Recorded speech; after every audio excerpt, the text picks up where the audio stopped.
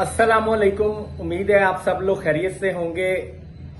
चूंकि लवबर्ड की फील्ड से मेरा ताल्लुक है तो ऐसा मुमकिन नहीं है कि लवबर्ड के बारे में अगर कोई मार्केट में पॉजिटिव बात हो या नेगेटिव बात हो तो उस पर मेरा पॉइंट ऑफ व्यू ना आए, क्योंकि बहुत से लोग इस बारे में रिक्वेस्ट भी करते हैं और गिले शिकवे भी करते हैं कि आपका क्या इस बारे में राय है, आपकी राय क्या है इस बारे में। तो वक्तन फवक्तन बाकी जो सीनियर ब्रीडर्स हैं वो भी वीडियोस बना रहे हैं और मैं जो मेरा पॉइंट ऑफ व्यू है इस बारे में मैं वो भी आपको बयान कर देता हूं इस वीडियो में। और मेरा वीडियोस बनाने का मकसद कोई ये नहीं होता कि मैं कोई फिजिबिलिटी बना रहा हूं या कोई सुहाने ख्वाब दिखा रहा हूं कि इसको ऐसे करें और दिनों में, बल्कि दिनों में क्या रातों रात जो है वो करोड़पति बन जाएं। ऐसा मेरा कोई मकसद नहीं होता वीडियो बनाने का। असल में जो मेरा एक्सपीरियंस है मैं वो शेयर करता हूं। और जो नए फैंसियर हैं, खास तौर पे जो इस वक्त पैनिक का शिकार हैं, मैं उनको एक बात ये लाजमी बताना चाहता हूं कि जो सीनियर ब्रीडर मार्केट में जिनको आप सीनियर समझते हैं वो भी किसी दिन उसी जगह पे थे जहां आज न्यू फैंसियर है, जिसको 1 साल हुआ है, 2 साल हुए हैं या 6 महीने हुए हैं। तो जो अप्स एंड डाउन्स आप देख रहे हैं ये हर एक ने फेस किए हुए हैं। तो जो इसमें सब्र से काम लेगा, मामला फहमी से काम लेगा, वो तो इंशाल्लाह ताला लॉन्ग टर्म चलेगा। और जो नेगेटिव बातों में आके लोगों की पैनिक हो जाएंगे और अपने पांव पे खुद ही कुल्हाड़ी मार लेंगे तो फिर वो जल्द ही इस हॉबी को भी खैर बात कह देंगे। तो सब्र का दामन मत छोड़ें।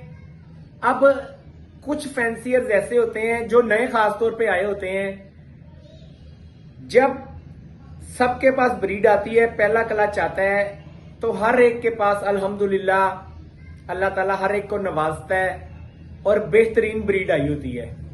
उस वक्त क्या होता है कि जो लोग सेलिंग के लिए मार्केट में आते हैं और जो बायर होते हैं, अब बायर के पास ऑप्शंस चूंकि ज्यादा होती हैं, ज्यादा लोगों के पास बर्ड अवेलेबल होता है, तो उस वक्त कोशिश वो करते हैं जो नए बायर्स हैं कि कम से कम रेट पे खरीदारी हो सके।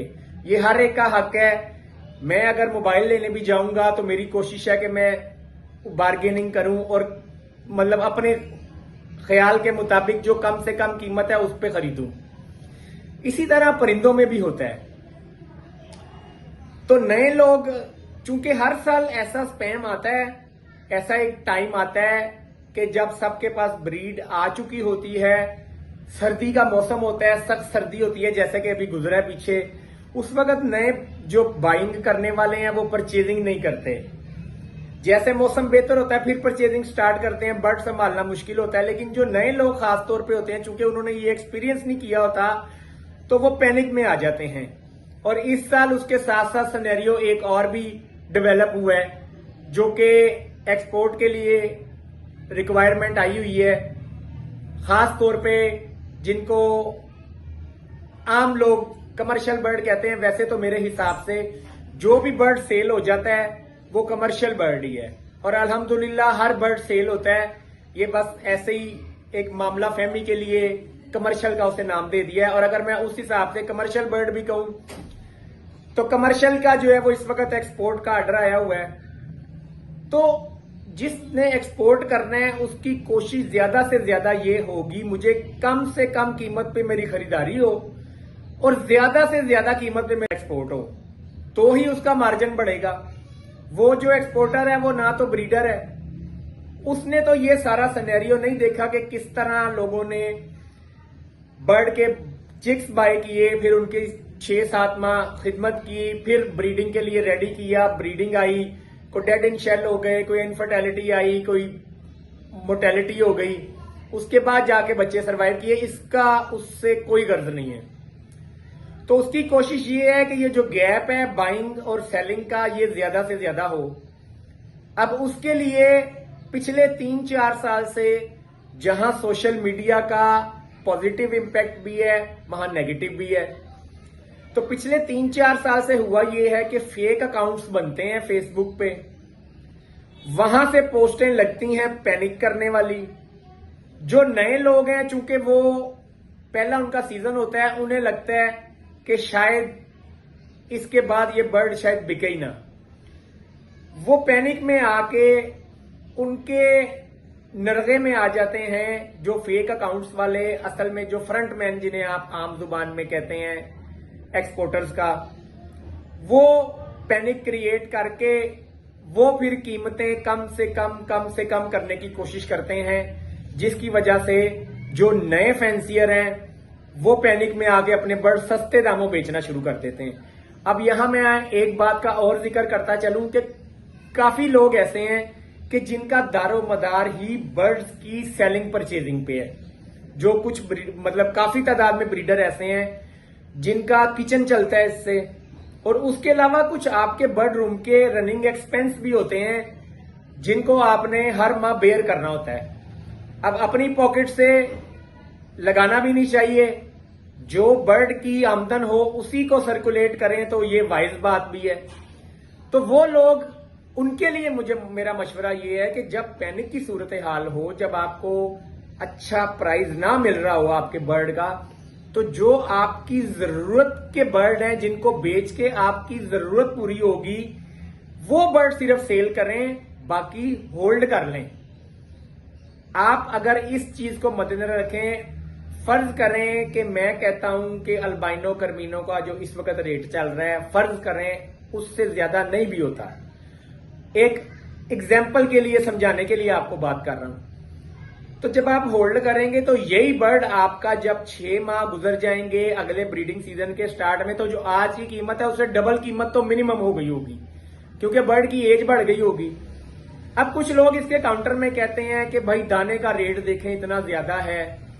आप अगर कैलकुलेट करें तो एक बर्ड अगर आप उसको 6 महीने संभालेंगे ना, तो मैक्सिमम अगर आपका वो एक बर्ड को जो फीड की कॉस्ट है, इलेक्ट्रिसिटी की कॉस्ट है, शेड की कॉस्ट है, वो अगर आप एक बर्ड पे डिवाइड करेंगे तो 1000 से 1500 रुपया उसकी कॉस्ट आती है 5 से 6 महीने की। ये कैलकुलेट कीजिएगा आप। अगर 5-6 महीने आप वो बर्ड होल्ड करते हैं और उसकी कीमत दुगनी हो जाती है, 15,000 से 30,000 हो जाती है, उस पे एक्सपेंस आपका जो आता है वो 10, फर्ज करें 1000 से 1500 या 2000 लगा लें आता है, तो फिर भी आपको पर बर्ड कितना प्रॉफिट होगा ये आप अंदाजा लगाएं।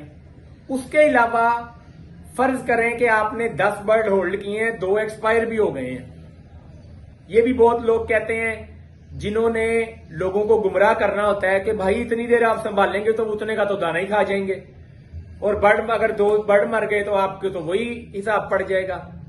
ऐसा नहीं होता। आप हर चीज को कैलकुलेट करके चलें तो आपको अंदाजा होगा। अगर आप 10 बर्ड होल्ड करें, 2 एक्सपायर हो जाएं, उनके एक्सपेंस भी पड़े, कीमत उनकी डबल हो जाए, तो भी आपको फायदा है। तो उनके लिए मेरा मशवरा ये है कि जो जरूरत के पैसे आपको चाहिए उतने के बर्ड सेल कर दें और बाकी होल्ड कर लें, ताकि जब आपको अच्छी कीमत मिले मार्केट में तो आप फिर सेल करें। तो आगाही दें कि उनके पास कौन से बर्ड ब्रीड कर रहे हैं, ताकि अगर किसी नए फैंसियर को भी बर्ड चाहिए तो वो आपसे कांटेक्ट करे, उसे पता हो कि आपके पास कौन से बर्ड हैं। और जो नए बायर हैं, जो इस साल नए लोग आएंगे, उनको मेरा मशवरा ये है कि मार्केट से बर्ड खरीदने की बजाय, जहां पे इन्फेक्टेड बर्ड और हेल्दी बर्ड सारे इकट्ठे पड़े होते हैं, उससे बेहतर ये है कि नए फैंसियर जिनको 1 साल हुआ आप उनसे खरीदें। मैं ये नहीं कह रहा कि सीनियर ब्रीडर से खरीदें, जो पहले साल जिन्होंने ब्रीडिंग करवाई है, अगर आप उनसे बर्ड खरीदेंगे उनकी हौसला अफजाई भी होगी, और निस्बतन आपको, अगर आप किसी सीनियर ब्रीडर से बर्ड लेते हैं तो निस्बतन उससे कम कीमत में आपको उससे बर्ड मिलेंगे। तो ये रुझान भी नए आने वालों ने बनाना है कि बजाय इसके कि वो कहें जी फलां बंदा जो है वो उसको 10 साल हो गए मैं उससे बर्ड लेता हूं, कोशिश करें कि जो नए लोग हैं उनसे बर्ड लें, ताकि उनकी हौसला अफजाई भी हो और आपको भी निस्बतन कम कीमत पे जो है वो बर्ड मिल जाए। तो ये बातें करने का मकसद ये था कि हो सकता है मेरी किसी बात से किसी एक बंदे का फायदा हो जाए, तो अल्लाह ताला से मैं अजर चाहूंगा, अल्लाह ताला मुझे उसका अजर दे। बाकी लव बर्ड अल्हम्दुलिल्लाह इंशाअल्लाह ताला एक सदाबहार आइटम है।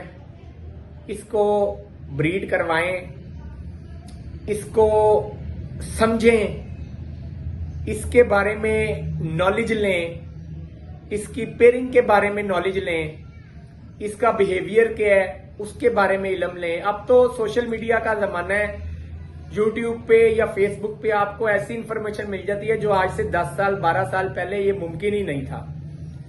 तो अल्लाह ताला सबकी ब्रीड में बरकत अता फरमाए, सबकी परेशानियां दूर करे, नेक काम करें, 5 वक्त की नमाज पढ़ें, अल्लाह की राह में सदका करें, माँ बाप की खिदमत करें।